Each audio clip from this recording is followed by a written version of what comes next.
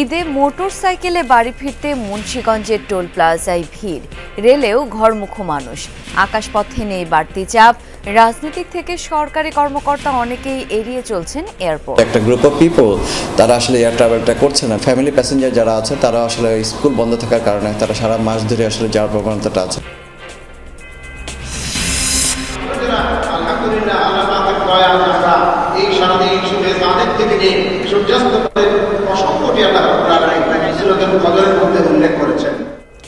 পবিত্র লাইলাতুল কদরে মুসল্লিদের ইবাদত বন্দেগি, আল্লাহর নৈকট্য লাভ আর পাপ মুক্তির আশায় রাতভর নামাজ, জিকির আজকার।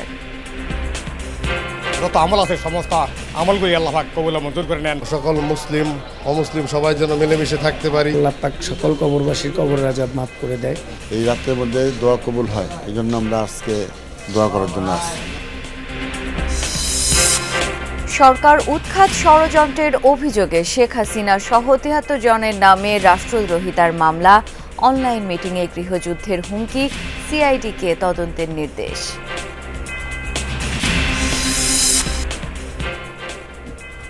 ফেসবুকে প্রতারণার নতুন ফাঁদ, ভুয়া খবর আর বিজ্ঞাপন দেখিয়ে হাতিয়ে নেওয়া হচ্ছে তথ্য। চক্রের সদস্য ৩৬টি দেশের প্রতারক, বলছে গবেষণা প্রতিষ্ঠান ডিসপ্লেস ল্যাব। বিভিন্ন নিউজ স্ক্যাম এবং ছড়ানো হয়, এবং এটা যে সহজ কোনো মুক্তির পথ আছে কিনা বলা খুব মুশকিল। ৩ মাস ধরে আরাকান আর্মির হাতে বন্দি টেকনাফের ৩১ জেলে কারণ ছাড়াই ধরে নেয়ার অভিযোগ। সরকার শক্ত অবস্থান না নিলে বাড়বে সংকট।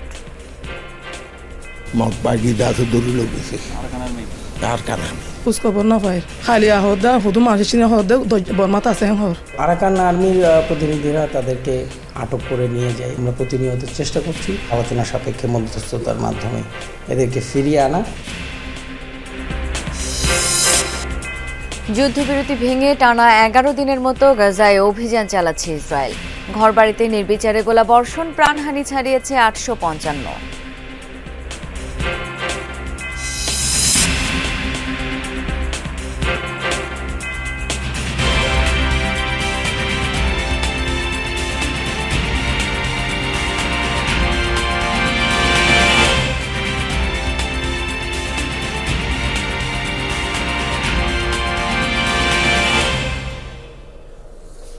আমন্ত্রণ যমুনা নিউজে, আপনাদের সাথে আছি আমি শাওন দত্ত। এতক্ষণ শিরোনাম দেখছিলেন। স্বস্তির কথা মাথায় রেখে অনেকেই বেছে নিয়েছেন রেলের যাত্রা। সকাল থেকেই কমলাপুর রেল স্টেশনে যাত্রীদের ভিড়। ভোর থেকে কয়েকটি ট্রেন ছেড়ে গেছে ঢাকা। প্রতিটি ট্রেনই নির্ধারিত সময়ের ১০ থেকে ১৫ মিনিট দেরিতে প্ল্যাটফর্ম ত্যাগ করেছে। যদিও তা নিয়ে যাত্রীদের মাঝে তেমন কোনো উদ্বেগ নেই। দীর্ঘ ছুটিতে বাড়ি ফেরার আনন্দই তাদের কাছে মুখ্য। যারা আগেই টিকিট কেটে রেখেছেন তারা নির্ধারিত সিট পেয়ে স্বস্তি প্রকাশ করেছেন। তবে যারা টিকিট পাননি তারা কালোবাজারির অভিযোগ আনছেন।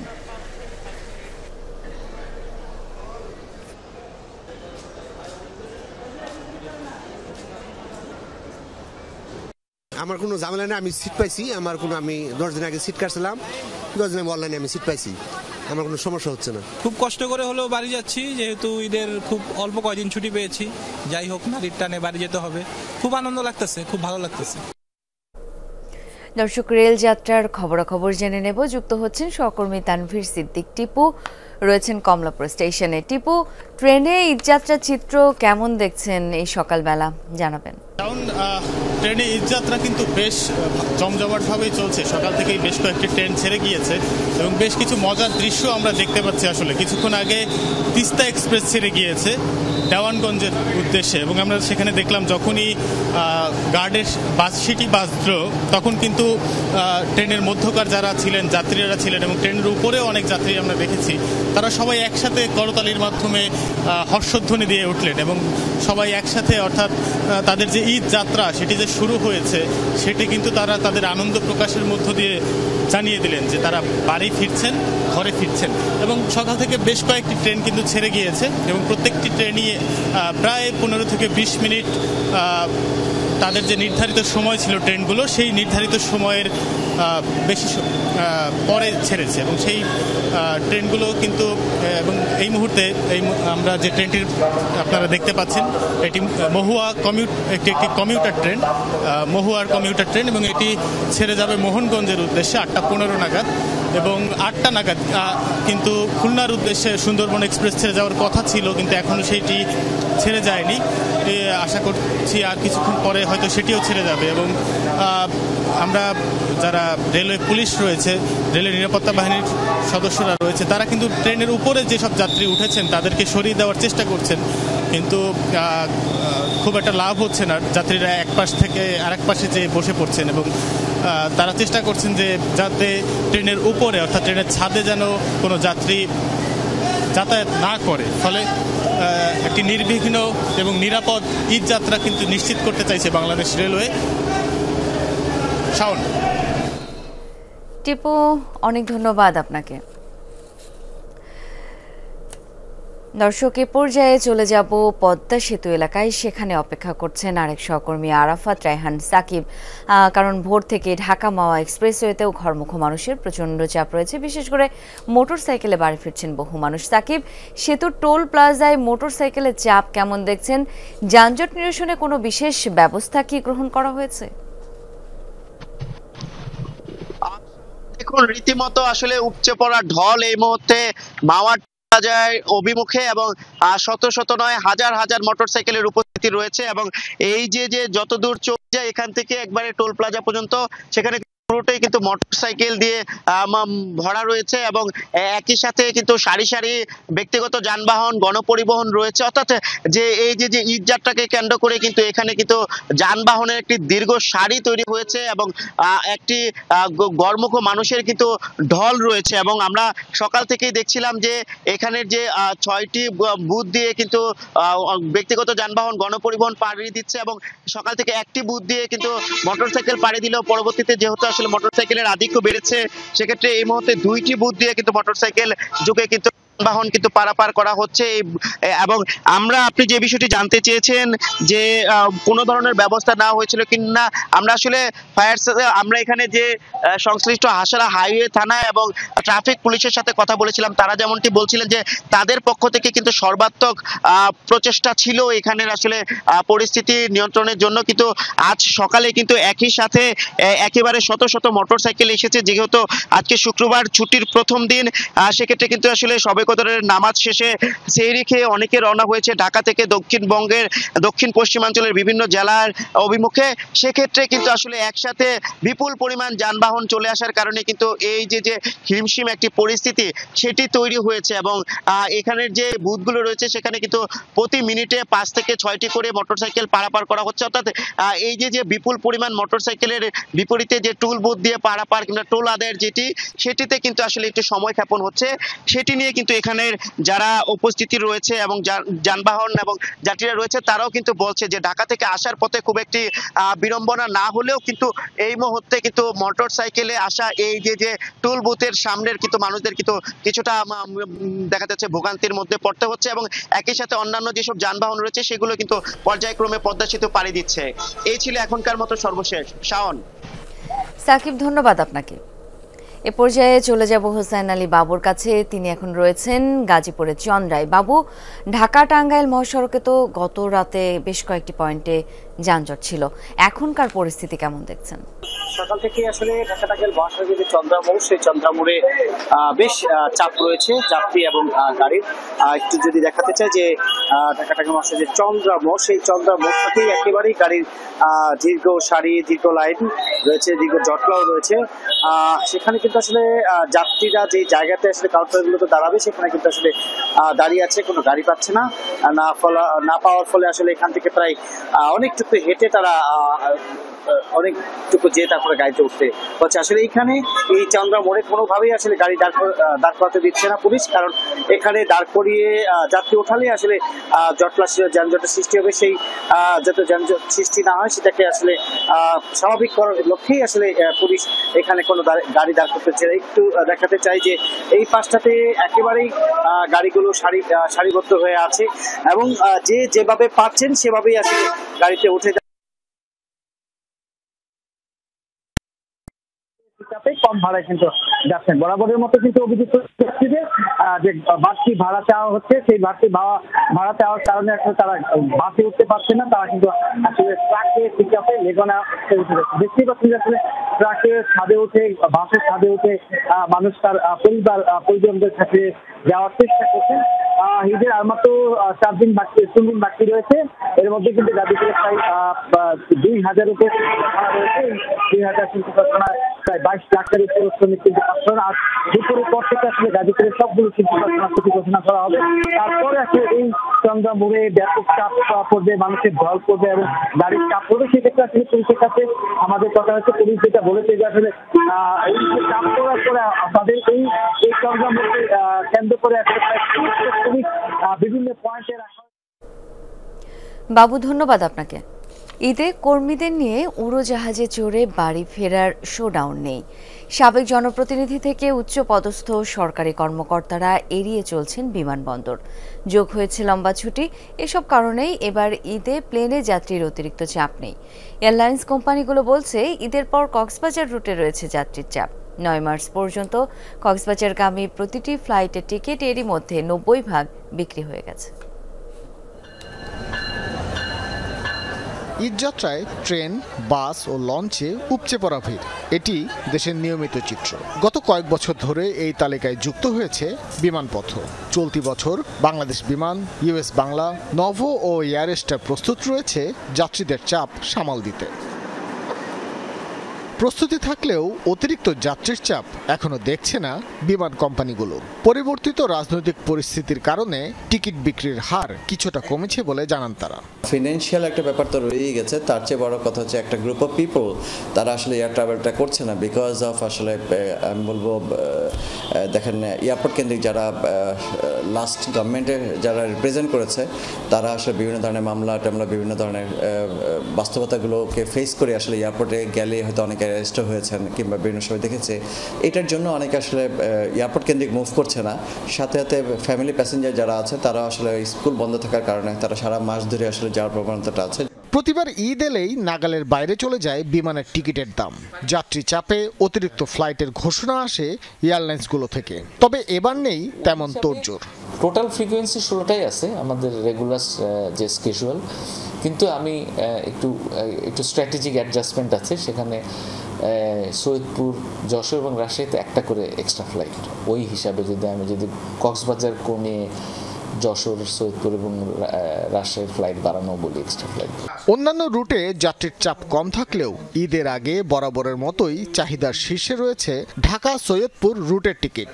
সৈয়দপুরে ফ্লাইট অপারেট করছি 2টি। আমরা ঈদের এই মৌসুমটাকে কেন্দ্র করে আমরা এখন থেকেই সৈয়দপুরে প্রতিদিন 4টি ফ্লাইট অপারেট করছি, কারণ ঈদের আগের এই মোমেন্টটাই সবাই বাড়িতে ফিরতে চায়। এবং আমাদের যে 3টি রুটে ফ্লাইট অপারেট করছে এর মধ্যে কক্সবাজার, চিটাগং এবং সৈয়দপুরের মধ্যে চিটাগং এবং সৈয়দপুর রুটে বেসিক্যালি ঈদের আগের যাত্রী চাপটা বেশি থাকে। তবে এমন সময়ে ব্যতিক্রম রাষ্ট্রীয় পতাকাবাহী বিমান বাংলাদেশ এয়ারলাইন্স। ঈদ উপলক্ষে 3টি রুটে তারা 13টি অতিরিক্ত ফ্লাইট পরিচালনার সিদ্ধান্ত নিয়েছে। ডোমেস্টিকে দিয়েছে রাজশাহীতে 6টা ফ্লাইট, 25, 26, 27, 29 আর 30 তারিখ। 30 তারিখে 2টা দিচ্ছে, আর বাকি 25, 26, 27, 29 একটা করে ফ্লাইট। সৈয়দপুরে আমরা এরকম 6টা ফ্লাইট দিয়েছি, তার মধ্যে হচ্ছে 26, 28 তারিখে 2টা, 26 তারিখে একটা, 29, 30, 31 তারিখে একটা করে, আর বরিশালে 27শে মার্চ একটা ফ্লাইট। ঈদের পর অন্যতম পর্যটন কেন্দ্র কক্সবাজার ঘিরে রয়েছে অতিরিক্ত যাত্রীর চাপ। প্রতিটি এয়ারলাইন্সই ঈদের পর কক্সবাজারে অতিরিক্ত ফ্লাইট চালুর সিদ্ধান্ত নিয়েছে। ভাস্কর ভাদুরী, যমুনা নিউজ, ঢাকা। লাইলাতুল কদরকে বলা হয় হাজার মাসের তুলনায় শ্রেষ্ঠ রজনী। মহিমান্বিত এই রাতে ইবাদতে মশগুল ছিলেন ধর্মপ্রাণ মুসল্লিরা। গুনাহ মাপে মহান আল্লাহ দরবারে করেছেন ফরিয়াদ, তুলেছেন মোনাজাতের হাত। কবরস্থানে মৃত স্বজনদের জন্য দোয়া করেন বহু মানুষ। পবিত্র রজনী লাইলাতুল কদর। এই রাতের সন্ধানে রমজানের শেষ 10 দিনের বিজোড় রাতে ইবাদত করার উপর গুরুত্ব দেওয়া হয়েছে। তবে 27 রমজানের রাতকেই পবিত্র শবে কদরের রাত হওয়ার সম্ভাবনা বেশি বলে মত দিয়েছেন বহু ইসলামী পণ্ডিত।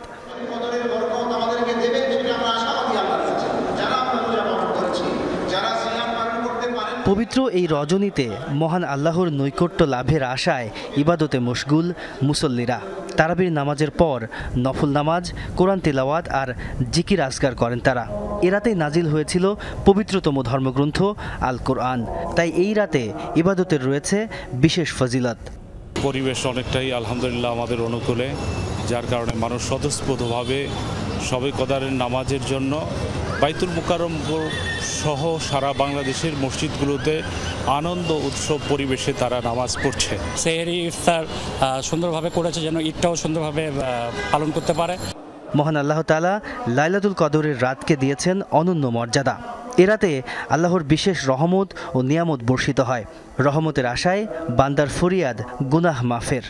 সকল মুমিন মুসলমানের ইবাদত নামাজ কবুল মঞ্জুর করে নেন এবং কোরআন তেলাওয়াত যত জিকির আজকার তেলাওয়াত আছে যত আমল আছে সমস্ত আমলগুলি আল্লাহ পাক কবুল মঞ্জুর করে নেন। আল্লাহ যেন আমার এই দেশের সকল মুসলিম অমুসলিম সবাই যেন মিলেমিশে থাকতে পারি। এখন যে পরিস্থিতি যাতে সবাই আমরা শান্তিতে ঈদগাহ করতে পারি, বাড়িতে আসতে পারি।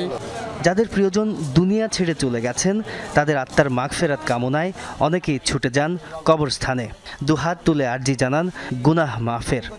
আল্লাহ পাক সকল কবরবাসীর কবরের আযাব মাফ করে দেয়। আমরা আসলে পৃথিবীতে যতদিন আছি অনেক গুনাহ করছি। যারা চলে গেছে ওনাদের কবরের পাশে আসলে বোঝা যায় যে আসলে জীবনটা কি। মা বাবা আত্মীয়স্বজন তারা অন্ধকার করে চলে গেছে, তার জন্য দোয়া মাগফিরাত করা, এই কারণে ওদের নিয়ে আসা, ওরা ছোটবেলা থেকে শিখবে। কদরের রাত আরেকটা হলো যে বৃহস্পতিবার হলো জুম্মা রাত, এই রাতের মধ্যে দোয়া কবুল হয়, এই জন্য আমরা আজকে দোয়া করার জন্য আসছি। মহিমান্বিত এই রাতে সবার একটাই চাওয়া, লাইলাতুল কদরের উসিলায় মহান আল্লাহ সহজ করে দেবেন ইহলৌকিক ও পারলৌকিক জীবন। তাজেদ নুর ইসলাম, যমুনা নিউজ, ঢাকা। অন্তর্বর্তী সরকারকে উৎখাত ষড়যন্ত্রের অভিযোগে সাবেক প্রধানমন্ত্রী ও আওয়ামী লীগের সভাপতি শেখ হাসিনা সহ ৭৩ জনের নামে রাষ্ট্রদ্রোহিতার মামলা দায়ের হয়েছে। আদালত মামলাটি আমলে নিয়ে সিআইডিকে তদন্তের নির্দেশ দিয়েছেন। এজাহারে উল্লেখ রয়েছে, গত ১৯ ডিসেম্বর অনলাইন প্ল্যাটফর্মের মিটিংয়ে জয় বাংলা ব্রিগেড গঠন করে গৃহযুদ্ধের মাধ্যমে শেখ হাসিনাকে পুনরায় প্রধানমন্ত্রীর পদে বহাল এবং তা নিশ্চিতকরণের জন্য যুদ্ধের ঘোষণা দেওয়া হয়। মোট ৫৭৭ জন অংশগ্রহণ দেশ বিদেশের বিভিন্ন স্থান থেকে ওই জুম মিটিংয়ে অংশগ্রহণ করে। ষড়যন্ত্রের অভিযোগে স্বরাষ্ট্র মন্ত্রণালয়ের অনুমোদনের পর ঢাকার মুখ্য মহানগর হাকিমের আদালতে মামলাটি দায়ের করা হয়। আদালত মামলাটি আমলে নিয়ে সিআইডিকে তদন্তের নির্দেশ দেয়। মামলায় দ্বিতীয় আসামি করা হয়েছে যুক্তরাষ্ট্র আওয়ামী লীগের সহসভাপতি ডক্টর রাব্বি আলমকে। এছাড়াও অনলাইন মিটিংয়ে অংশগ্রহণকারী আরও ৫০৩ জনকে আসামি করা হয়েছে। নতুন গ্যারাকলে পড়ছেন মেটা ব্যবহারকারীরা। ফেসবুকে শিকার হচ্ছেন ভুয়া খবর ও বিজ্ঞাপনের। এজন্য তৈরি করা হয়েছে দেশ বিদেশের পরিচিত 39টি গণমাধ্যমের নকল ওয়েবসাইট। গবেষণা প্রতিষ্ঠান ডেসমিস ল্যাব বলছে, কমপক্ষে ৩৬টি দেশের প্রতারকরা এক হয়ে এসব প্রতারণা করছে, হাতিয়ে নিচ্ছে ব্যবহারকারীদের ব্যক্তিগত তথ্য কিংবা টাকা। আরও জানাচ্ছেন তৌহিদ হোসেন। বিভ্রান্তি শুরু কয়েক মাস আগে। অর্থ উপদেষ্টা ডক্টর সালেহ উদ্দিন আহমেদের এই ছবি দিয়ে দেশের পরিচিত একটি সংবাদ মাধ্যমের বরাত দিয়ে বলা হয়, বাংলাদেশ ব্যাংক তার বিরুদ্ধে অনলাইন বিনিয়োগ স্কিম প্রচারের অভিযোগে মামলা করেছে, সেজন্য তাকে গ্রেপ্তারও করা হয়েছে। কিন্তু পুরো বিষয়টাই ছিল ভুয়া। এমন প্রতারণামূলক নিউজের যেন সমুদ্রে ভাসছে বাংলাদেশ। এজন্য ব্যবহার হচ্ছে মূলত ফেসবুক ও ইনস্টাগ্রাম, যার লিঙ্কে ক্লিক করলে ইউজার চলে যায় সংবাদের নকল ওয়েবসাইটে। সেখানে জনপ্রিয় ব্যক্তিত্বদের নিয়ে তৈরি ভুয়া প্রতিবেদনের ছড়াছড়ি। স্প্যাম বিজ্ঞাপন কিংবা ফেক নিউজ নিয়ে দীর্ঘদিন ধরে কাজ করছে ডিসমিস ল্যাব নামের একটি গবেষণা প্রতিষ্ঠান। সাম্প্রতিক ঘটনা যাচাই তারা বিশ্লেষণ করেছে ৩৭টি সংবাদ ও ফ্যাক্ট চেক প্রতিবেদন এবং ১৫টি অনলাইন রিভিউ। যেই ডিসমিস ল্যাবের কথা এখানে বলা হচ্ছে, তারা বলছে যে এই ধরনের স্প্যাম তৈরির জন্য অন্তত ৩৯টি সংবাদ মাধ্যমের দেশে এবং বিদেশের নকল ওয়েবসাইট তৈরি করা হয়েছে, যেখানে BBC, Wall Street journal, south China morning post কিংবা খালেজ টাইমসের মতো গণমাধ্যম রয়েছে। এখানেই শেষ না, এই ধরনের বিজ্ঞাপন প্রচারের জন্য আর্টিফিশিয়াল ইন্টেলিজেন্সের মাধ্যমে বিভিন্ন ডিপ ফেক ভিডিও তৈরি করা হয়েছে এবং সেখানে ইলন মাস্ক কিংবা কিলিয়ান এমবাপ্পেদের মতো যে ব্যক্তিরা রয়েছেন তাদের পরিচয় ব্যবহার করা হয়েছে। বাংলাদেশে এই ধরনের ভুয়া সংবাদ সবচেয়ে বেশি তৈরি হয়েছে প্রধান উপদেষ্টা ডক্টর মোহাম্মদ ইউনূস, সাবেক প্রধানমন্ত্রী শেখ হাসিনা, সদ্য বিদায়ী উপদেষ্টা নাহিদ ইসলাম, ব্যবসায়ী আজিজ খান ও অভিনেত্রী সাদিয়া আয়মানকে নিয়ে। চক্রটির কার্যক্রম চোখে পড়েছে Bharat, Malaysia, Singapore, Nigeria, Ghana, Germany, France, Canada, Chile, Qatar সহ অন্তত 36টি দেশে।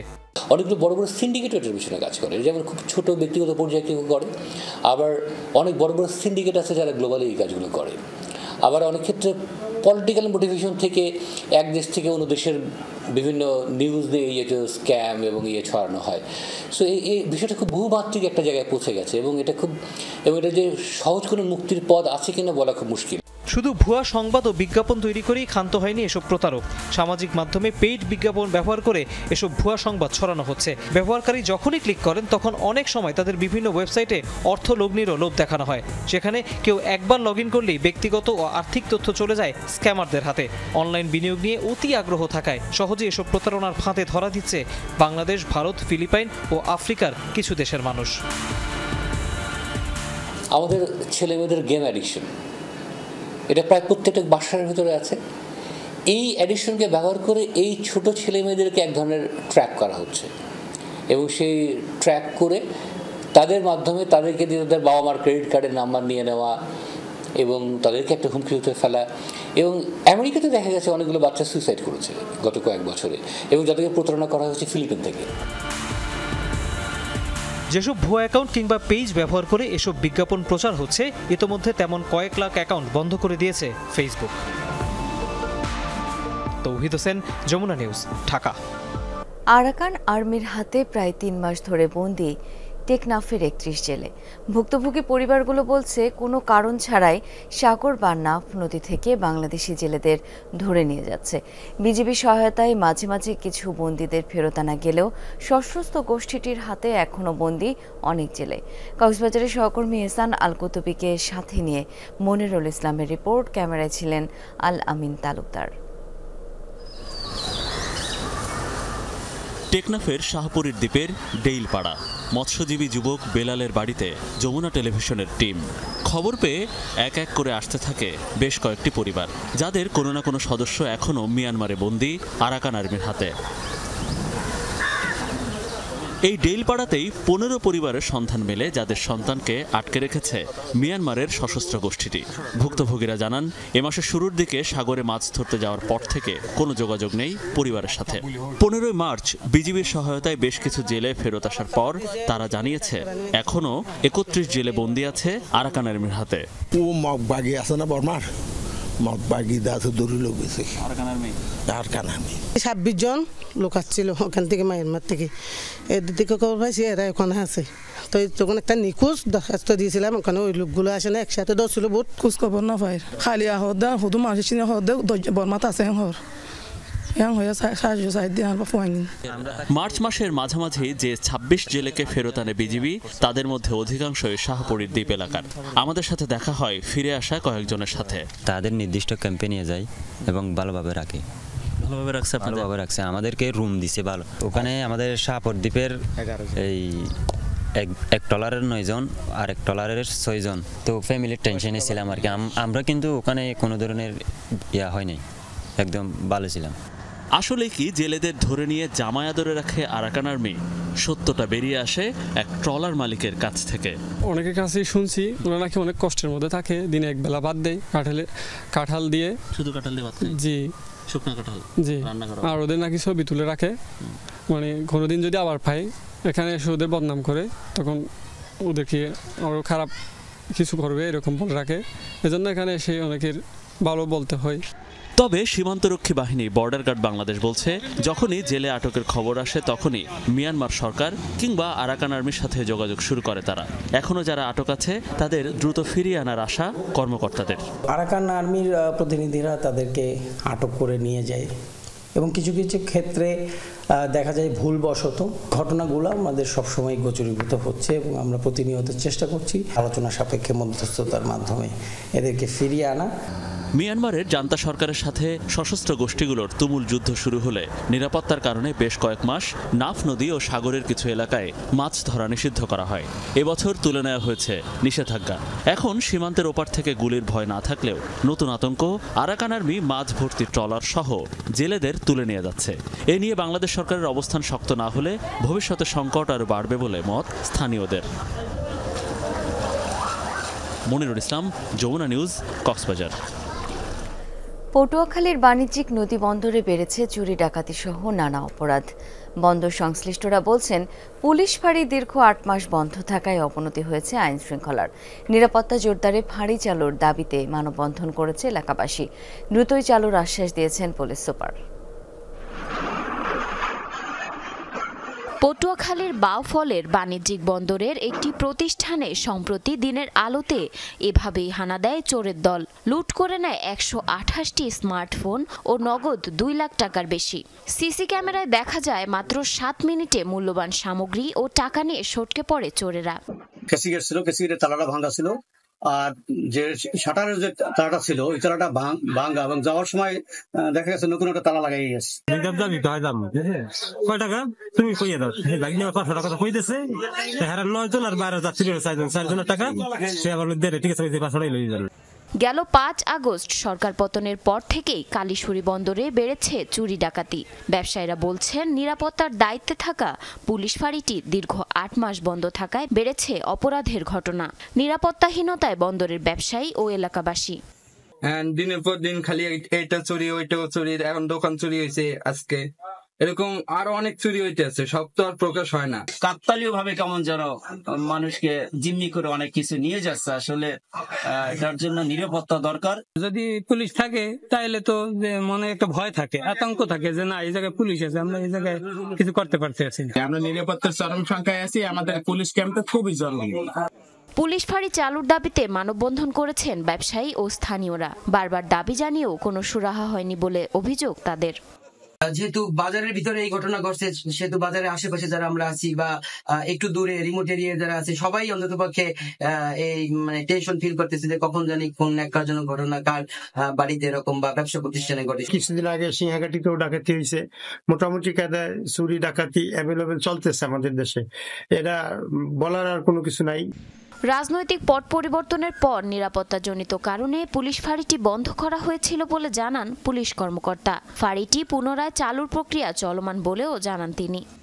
আমরা শীঘ্রই কাজ চলতেছে, এটা নিয়ে ডিএসও জানে, আমি কথা বলছি, আমরা চেষ্টা করতেছি, হয়তো যে কোনো সময় হবে। পটুয়াখালীর বাউফলের এই বন্দরে ৩,০০০-এর বেশি ব্যবসা প্রতিষ্ঠান আছে। জারিন অর্নি, যমুনা নিউজ। কুমিল্লা মেডিকেলে 4 গণমাধ্যম কর্মীর উপর হামলার ঘটনায় এখনও কেউ গ্রেপ্তার হয়নি। 1 সপ্তাহে উদ্ধার হয়নি ছিনিয়ে নেওয়া যমুনা টিভির ক্যামেরা সহ অন্যান্য ডিভাইস। বিচার দাবিতে স্থানীয় সাংবাদিকদের বিক্ষোভ অব্যাহত। পুলিশের দাবি, ঘটনা তদন্ত চলছে। কুমিল্লা মেডিকেলে গেল 21 মার্চ রাতের সেই দৃশ্য। পেশাগত দায়িত্ব পালনে গিয়ে অতর্কিত হামলার শিকার হন যমুনা টিভির খোকন চৌধুরী ও ক্যামেরা পার্সন জিহাদুল ইসলাম সাকিব। ছিনিয়ে নেওয়া হয় ক্যামেরা ও মোবাইল। সে সময় ইন্টার্ন চিকিৎসক ও মেডিকেলের শিক্ষার্থীদের হামলায় আহত হন আরও 2 গণমাধ্যম কর্মী। ঘটনার পর পেরিয়েছে 1 সপ্তাহ। হাসপাতাল পরিচালক এবং অধ্যক্ষকে হুকুমের আসামিসহ অজ্ঞাত 150 জনের বিরুদ্ধে মামলা হয়েছে, তবে গ্রেফতার হয়নি কেউ। উদ্ধার হয়নি ক্যামেরা ও মোবাইল। এতে ক্ষুব্ধ স্থানীয় সাংবাদিকরা। বিচার দাবিতে মানববন্ধন সহ নানা কর্মসূচি পালন করছেন তারা।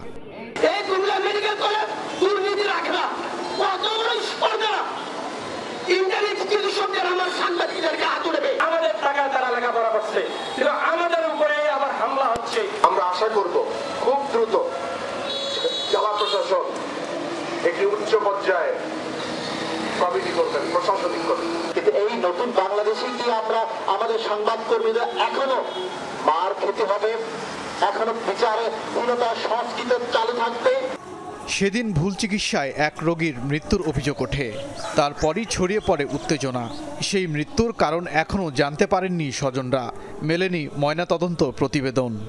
ওনার যে ইনজেকশনটা ওনারে ওই ইনজেকশনটাও দিচ্ছে, তারপর অন্য বেডের ইনজেকশনটাও ওনারে পুশ করছে, ওই কারণে আমার জেঠি মারা গেছে। আমার মনে হয় এরকম যে পোস্টমর্টমটা করানো হয়েছে যে ওনার এই তাদের যে দোষ সেটা কিছুটা মানে রিপোর্টটা পরিবর্তন করার জন্য, তাদের দোষ ঢাকার জন্য। আমি তো একজন নারী, আমিও অসহায়, আমিও হাসপাতাল ভর্তি হতে পারি, এরকম আজকে ওনারে মারছে আমারও মারতে পারে।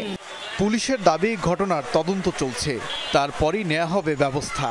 আমরা অভিযোগ অফিসার নামে এন্ডোর্স করেছি, তদন্ত করা হচ্ছে, আপনাদের মানবতার চেষ্টাও আছে, পর্যাপ্ত তদন্ত করে আইনগত ব্যবস্থা গ্রহণ করা হবে। এরপর দিন আছে আর কি। মারা যাওয়া গৃহবধূর নাম পারুল আক্তার, কুমিল্লা নগরীর অশোকতলা এলাকার বাসিন্দা তিনি। ওবায়দুর রহমান, যমুনা নিউজ। চীনের প্রেসিডেন্ট শি জিনপিং এর সঙ্গে প্রধান উপদেষ্টা ডক্টর মোহাম্মদ ইউনূসের দ্বিপাক্ষিক বৈঠক অনুষ্ঠিত হচ্ছে বেইজিং এ গ্রেট হল অব দ্য পিপলসে। এই বৈঠকে অংশ নেন দুদেশের শীর্ষ কর্মকর্তারা। বৈঠকে মানব সম্পদ উন্নয়ন, অর্থনীতি, গণমাধ্যম, বিনিয়োগ ও স্বাস্থ্য সহায়তা বিষয়ে সমঝোতা স্মারক সই হতে পারে। এছাড়া আলোচনা হতে পারে তিস্তার পানি ব্যবস্থাপনা নিয়েও। এদিকে আজ প্রেসিডেন্সিয়াল বেইজিং এ চীনা ব্যবসায়ী নেতাদের সঙ্গে একটি ইনভেস্টমেন্ট ডায়ালগে অংশ নেবেন প্রধান উপদেষ্টা। চীনা বিনিয়োগকারীদের বাংলাদেশে ব্যবসা বান্ধব পরিবেশ সম্পর্কে অবহিত এবং বাংলাদেশে চীনা বিনিয়োগ আকর্ষণ করতে এই অনুষ্ঠান। 4 দিনের চীন সফরে বিভিন্ন কোম্পানির প্রধান নির্বাহী কর্মকর্তা, সামাজিক ব্যবসা সার্কেলের অভিজ্ঞ ব্যক্তি, বিখ্যাত চীনা কোম্পানির উচ্চপদস্থ কর্মকর্তা এবং ব্যবসায়িক প্রতিনিধিদের সঙ্গে মত বিনিময় করবেন প্রধান উপদেষ্টা।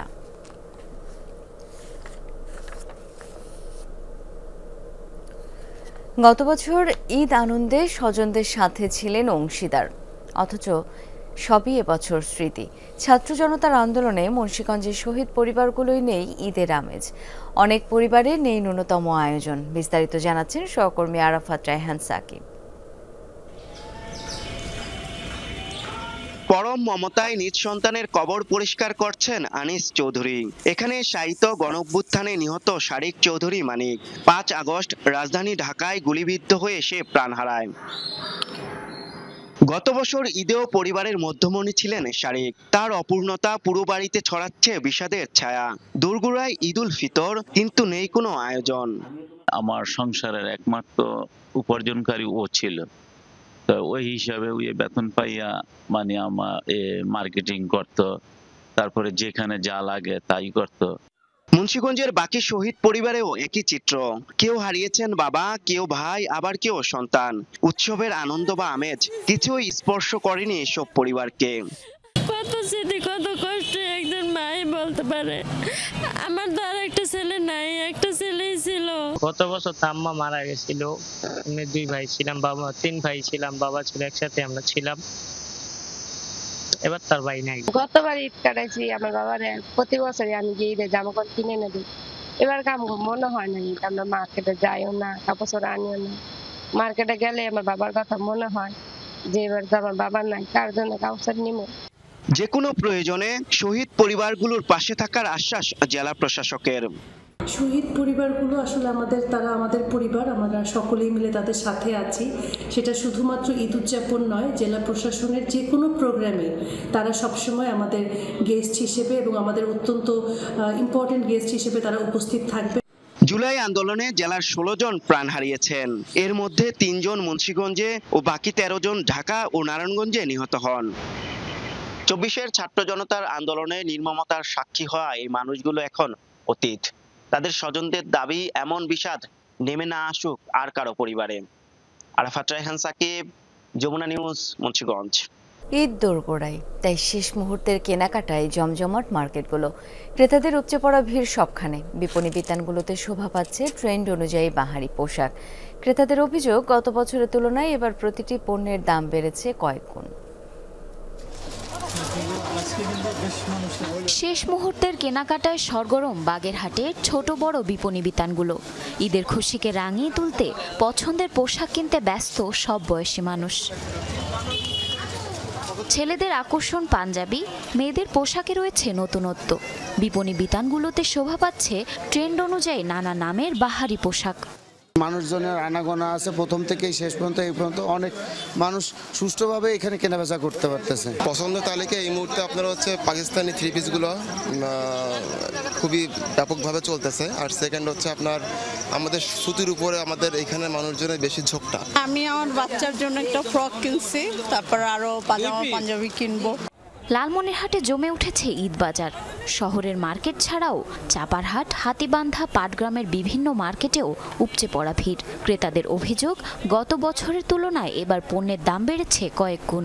কেনাকাটা প্রায় শেষের দিকে, মোটামুটি সবকিছুই কেনা শেষ, তবে প্রতিবারের থেকে দামটা এবার একটু অনেক বেশি মনে হচ্ছে। আমার জন্য নিছি, আমার জুতা নিছি, থ্রি পিস নিছি, আমার ছেলের জন্য নিছি জুতা, পাঞ্জাবি সেট।